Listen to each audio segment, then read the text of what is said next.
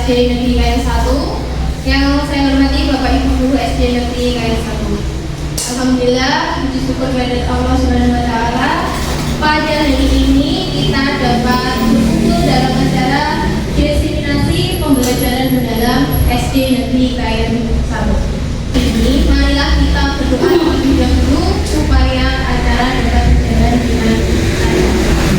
Berdoa menurut agama dan kepercayaan masing-masing. Berdoa mulai. Dan hari ini kita akan menyampaikan materi pembelajaran mendalam yang kita dapatkan selama kurang lebih 6 hari ketika mengikuti pelatihan ini 1 di SMP Negeri 7 Pati.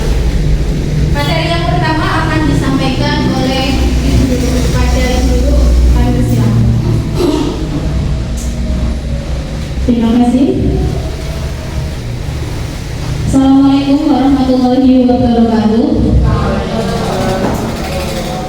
Saya ingin mengajak Bapak Ibu Guru semua untuk ice breaking bersama. Nah, barangkali ice breaking yang saya ajarkan nanti bisa diterapkan pada anak didik di kelas masing-masing. Betul ya? Saya minta Bapak Ibu untuk berdiri bersama. Kita akan melakukan ice breaking, yaitu tepuk 1 sampai tepuk 5. Jika tepuk 1, yes. Tepuk 2, oke. Tepuk 3, semangat. Tepuk 4, konsentrasi. Tepuk 5, siap belajar. Oke, terima kasih Bapak Ibu. Berarti saya ingin menjelaskan tentang pola pikir bertumbuh. Bapak Ibu, pernahkah panjenengan mendengar tentang pola pikir? Pernah? Apa yang ada di benak panjenengan? Apa itu pola pikir? Bu Ayu, apa itu pola pikir? Mindset. Menurut saya pola pikir adalah mindset seseorang. Pola pikir bisa dikatakan sebuah mindset. Apalagi Cahya, apa itu pola pikir? Menurut saya pola pikir adalah pada yang dimiliki seseorang dalam menyelesaikan sesuatu. Sudut pandang seseorang untuk menyelesaikan sesuatu. Pola pikir adalah cara seseorang untuk mengatasi suatu masalah atau tantangan. Memiliki pola pikir bertumbuh, biasanya dia cenderung menganggap bahwa tantangan itu adalah sebuah peluang. Jadi dia itu selalu bersemangat. Setiap dia memiliki masalah, dia bisa menyelesaikan dengan berbagai cara. Sedangkan orang yang memiliki pola pikir tetap, dia cenderung jalan tepat, hanya pasrah, tidak ada tindakan. Seperti itu. Bisa diterima Bapak Ibu? Versus pola pikir bertumbuh. Biasanya kalau orang yang memiliki pola pikir bertumbuh, pernahkah Bapak Ibu menemukan siswa Anda yang memiliki pola pikir tetap dan pola pikir bertumbuh? Ada? Pastinya ada ya Bapak Ibu. Yang pernah saya temui sendiri di dalam kelas yang saya ambil itu, ada siswa saya yang memiliki pola pikir tetap. Contoh, ketika saya mengadakan ulangan, tidak semua anak mendapatkan nilai bagus. Ada beberapa anak yang mendapatkan nilai kurang bagus. Jika anak tersebut pola pikirnya tetap, dia mendapatkan nilai bagus, dia tidak ada upaya untuk memperbaiki nilai tersebut. Artinya dia diam, tidak bertanya, Bu, apakah ini ada remedi atau bagaimana? Dia hanya diam. Dan dia juga tidak bertanya pada saya apa yang dia belum paham. Dia hanya diam.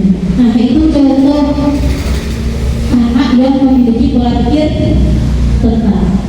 Sedangkan anak yang memiliki pola pikir bertumbuh, ketika dia mendapatkan nilai kurang baik, dia bertanya, Bu, saya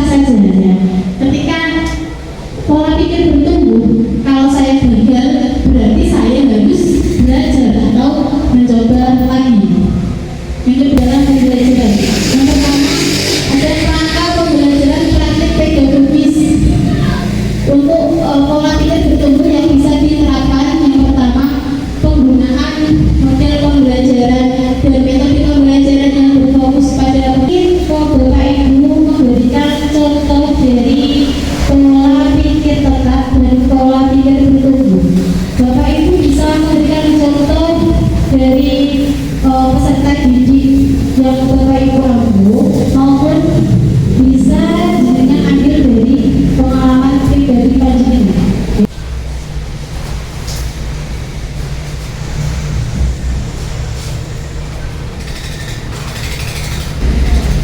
Baik, terima kasih atas waktu yang diberikan. Untuk dari growth mindset dan juga fixed mindset yang saya alami dengan diri saya sendiri pada saat pembelajaran PJOK, biasanya setelah pembelajaran anak-anak laki-laki akan suka bermain bola. Tapi biasanya mereka itu di lokasi pembelajaran tidak ada gawang. Nah, biasanya mereka akan meminjam pembatas yang saya bawa untuk dijadikan gawang. Ada satu kasus di mana ada beberapa anak yang satu kelas yang tidak jadi bermain bola karena tidak ada pembatas tersebut yang bisa dijadikan untuk gawang. Tetapi di pembelajaran yang lain, di kelas yang lain, ada anak yang kemudian berpikir dengan berkreativitas menggunakan benda yang lain untuk dijadikan gawang. Dalam hal ini sepatu, biasanya mereka melepas sepatu untuk dijadikan sebagai gawang. Bukannya pembelajaran mendalam merupakan kurikulum. Pembelajaran mendalam dari learning merupakan suatu pendekatan yang digunakan dalam proses pembelajaran. Tetapi untuk pembelajaran mendalam dan learning ini berbeda ya Bapak Ibu. Bedanya di mana? Kalau deep learning itu lebih mengetakwaan terhadap Tuhan Yang Maha Esa. Yang kedua, kewargaan. Yang ketiga, kreativitas. Yang keempat, kemandirian. Yang kelima, komunikasi. Yang keenam, kesehatan. Yang ketujuh, kolaborasi. Dan yang terakhir adalah penalaran kritis, di mana 8 dimensi profil lulusan ini harus dituangkan ke dalam RPM atau rencana pembelajaran mendalam.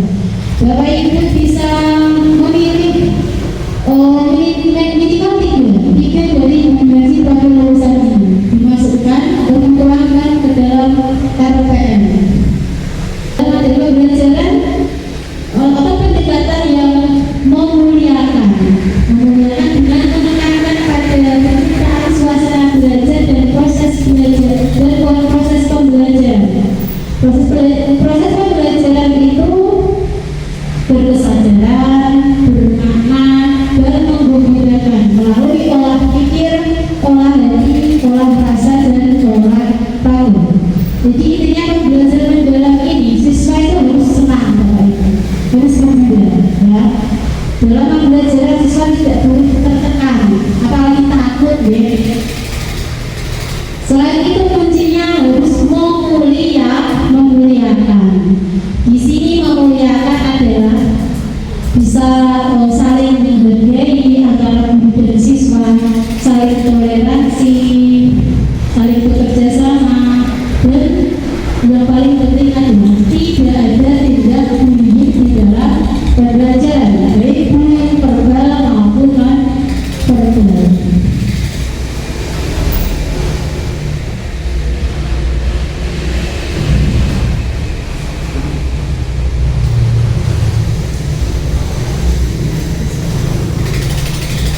Prinsip pembelajaran merdeka itu anak di dalam pembelajaran anak hanya mengenal suatu konsep saja, dia hanya paham materinya saja. Maka dari itu pemerintah melalui hasil penelitian PISA pada tahun 2022 yang menunjukkan bahwa murid Indonesia ada 3 nih Bapak Ibu. Yang pertama, berkesadaran. Pengalaman belajar peserta didik yang diperoleh ketika mereka memiliki kesadaran untuk menjadi pembelajar yang aktif dan mampu meregulasi diri. Jadi dalam praktiknya dalam pembelajaran agar siswa ini memiliki sikap berkesadaran, Bapak Ibu sebelum mengajar bisa menyampaikan tentang tujuan pembelajaran. Jadi tidak langsung ke materi, biar anak itu tahu, oh saya belajar ini itu tujuannya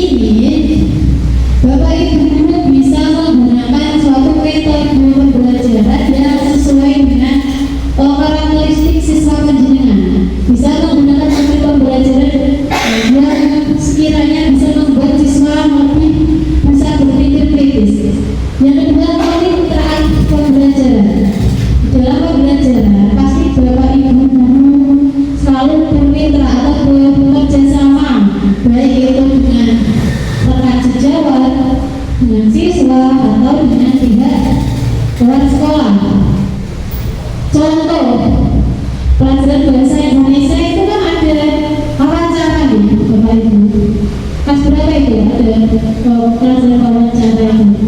Kelas 6, misalkan anak-anak ditugaskan untuk mewawancarai pedagang di sekitar sekolah. Nah, itu kan berarti melibatkan mitra dengan para pedagang, ya. Maksudnya bermitra itu ada kolaborasi, ada kerjasama antara guru dengan pihak lain. Seperti itu. Selanjutnya adalah lingkungan pembelajaran. Lingkungan pembelajaran menekankan integrasi antara ruang fisik, ruang virtual dan budaya belajar untuk mendukung pembelajaran. Di lingkungan pembelajaran tidak hanya di dalam kelas, bisa di luar kelas, tentang mind mapping atau peta konsep tentang pembelajaran mendalam. Langsung saja berkelompok untuk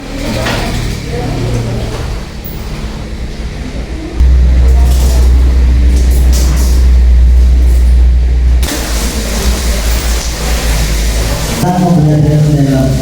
Pembelajaran mendalam kita ada tiga prinsip pembelajaran, yaitu mengaplikasi dan merefleksi. Itu yang Bapak Ibu. Demikian yang bisa saya sampaikan. Apakah ada pertanyaan?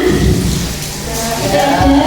Akan dilanjutkan oleh Bu Ervi. Saya lanjutkan yaitu tentang asesmen dalam pembelajaran mendalam. Asesmen, tentu saja sebagai guru kita telah melaksanakan asesmen. Apa itu asesmen? Penilaian didik yang kita ada setiap hari. Penilaian atau asesmen adalah proses pengumpulan dan pengolahan informasi untuk mengetahui kebutuhan belajar dan capaian perkembangan atau hasil belajar murid. Nah, dalam penilaian ini atau asesmen itu harus memiliki beberapa prinsip identitas atau kebutuhan khusus peserta didik. Harus benar-benar sesuai dengan apa yang didapatkan, hasil yang didapatkan yang diperoleh dari peserta didik, bukan melihat dari latar belakangnya. Mungkin dalam memandang status sosialnya, anak orang kaya atau bagaimana, kita harus benar-benar adil dalam menilai peserta didik. Prinsip yang kedua yaitu edukatif. Penilaian yang hasilnya digunakan sebagai umpan balik bagi pendidik, peserta didik, dan orang tua untuk meningkatkan proses pembelajaran dan hasil belajar. Nah, kita sebagai guru bisa melaksanakan penilaian ketika proses pembelajaran. Setelah itu kita laporkan perkembangan hasil belajar peserta didik kepada orang tua peserta didik untuk mengetahui peningkatan hasil belajar mereka. Prinsip yang terakhir yaitu objektif. Penilaian didasarkan pada informasi faktual atas pencapaian perkembangan atau hasil belajar peserta didik. Di sini dalam melaksanakan penilaian atau asesmen, guru harus menyusun rubrik penilaian secara jelas. Deskripsi penilaian harus tertulis secara jelas. Kemudian presentasinya juga harus jelas, tidak asal-asalan dalam menilai. Dengan rubrik penilaian yang jelas, maka penilaian dengan objektif akan terlaksana dengan baik. Nah, asesmen pada pembelajaran mendalam. Asesmen ini dilaksanakan untuk memberikan umpan balik kepada peserta didik. Asesmen sendiri kita ketahui ada dua, yaitu asesmen formatif dan asesmen sumatif. Asesmen formatif perlu dikuatkan untuk memberikan umpan balik selama proses pembelajaran dilakukan secara bertahap dan berkelanjutan untuk mencapai level pembelajaran mendalam. Mempertimbangkan 3 pengalaman belajar pembelajaran mendalam, yaitu memahami, mengaplikasi, dan merefleksi. Sedangkan asesmen sumatif itu dilaksanakan untuk mengetahui capaian pembelajaran secara menyeluruh. Nah, pada intinya asesmen formatif ini dilaksanakan untuk mengetahui hasil proses pembelajaran berlangsung. Sedangkan asesmen sumatif itu dilaksanakan di akhir, biasanya di akhir semester atau kenaikan kelas. Nah, di sini jelaskan bahwa asesmen formatif itu bisa berupa asesmen di awal pembelajaran untuk mengetahui kesiapan murid untuk mempelajari materi ajar. Misalnya saja sebelum kita melaksanakan pembelajaran atau masuk ke materi, guru bisa melaksanakan tes terlebih dahulu. Itu merupakan contoh asesmen di awal pembelajaran. Atau mungkin juga kita bisa memberikan pertanyaan-pertanyaan yang singkat untuk mengetahui pengetahuan awal siswa. Asesmen formatif yang kedua yaitu asesmen di dalam proses pembelajaran, yaitu dilakukan selama proses pembelajaran untuk mengetahui perkembangan murid. Contohnya ketika dalam proses pembelajaran tentu saja kita melaksanakan mungkin kegiatan diskusi. Nah, dalam kegiatan diskusi tersebut, apakah kita perlu melaksanakan penilaian apa tidak Bapak Ibu Guru? Perlu. Nah, itu termasuk ke dalam asesmen dalam proses pembelajaran. Yang selanjutnya yaitu asesmen sumatif. Nah, tadi sudah saya jelaskan, asesmen sumatif ini biasanya dilaksanakan di akhir, bertujuan untuk menilai pencapaian hasil belajar murid sebagai dasar penentuan kenaikan kelas dan juga kelulusan dari satuan pendidikan.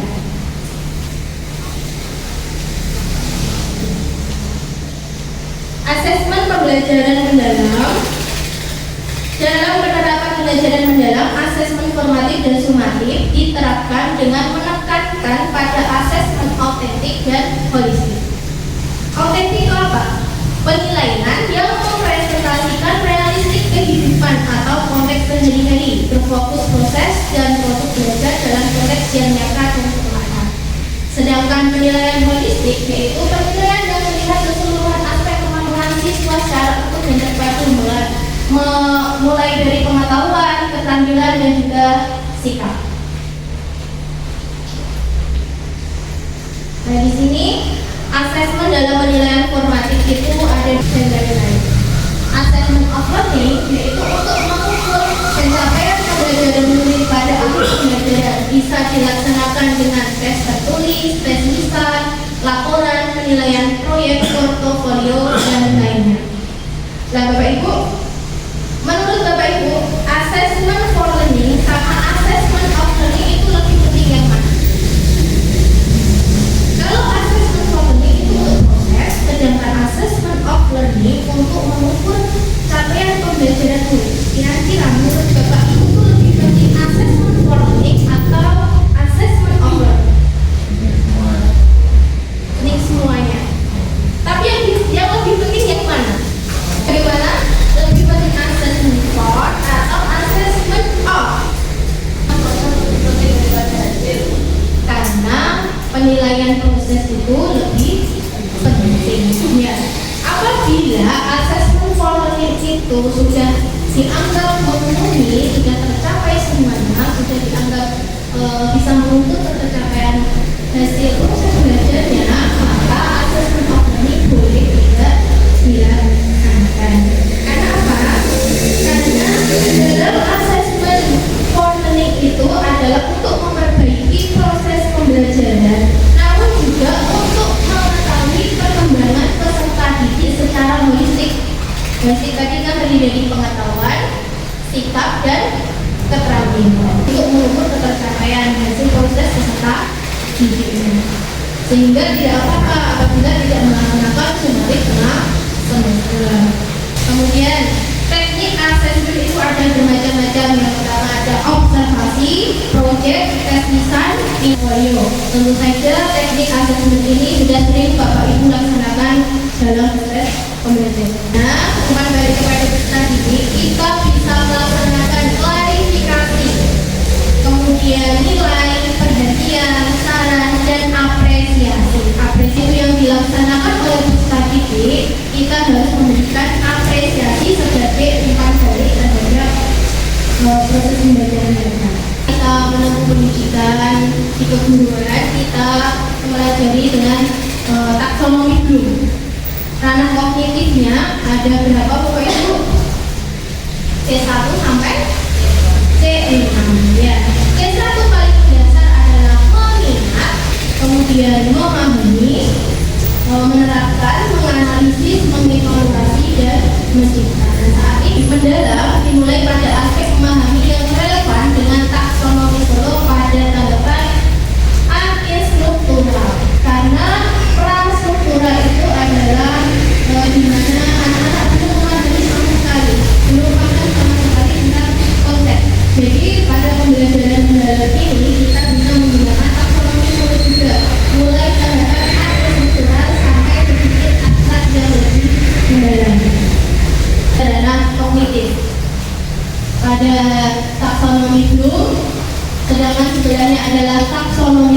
kemudian pengalaman belajar pembelajaran mendalamnya.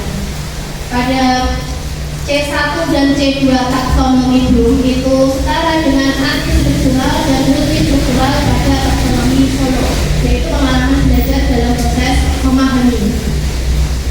Untuk lebih tingkat yang lebih tinggi yaitu aplikasi pada taksonomi Solo yaitu rasional, sedangkan taksonomi Bloomnya pada tahap C3 dan C4 yaitu menerapkan dan menganalisis. Dan tahap yang paling tinggi, tingkatan yang paling tinggi yaitu refleksi taksonomi Solo yaitu berpikir abstrak yang mendalam, sedangkan taksonomi Bloom yaitu C5 dan C6 mengevaluasi dan mendesain. Perencanaan pembelajaran mendalam.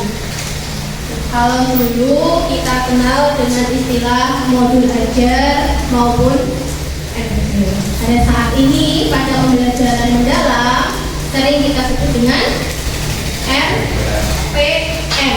RPM itu adalah rencana pembelajaran mendalam. Yang harus ada dalam RPM, yaitu yang pertama minimal itu ada 4 tahapan ini. Yang pertama ada identifikasi. Identifikasi berisi tentang apa? Berisi tentang mengidentifikasi kesiapan murid. Yang kedua memahami karakteristik materi pelajaran dan menentukan dimensi profil lulusan. Tadi sudah disinggung dulu untuk menentukan. Nah, ini dijelaskan untuk mengidentifikasi kesiapan murid. Yang pertama adalah kita harus menganalisis pengetahuan awal siswa. Jadi macam gaya belajar siswa, jangan hanya mungkin hanya membaca saja. Mungkin bisa ditampilkan video-video pembelajaran. Kemudian mungkin anak-anak bisa diajak untuk bermain peran, itu juga lebih bagus. Dimensi profil lulusan itu tidak harus semuanya dituangkan dalam SPM.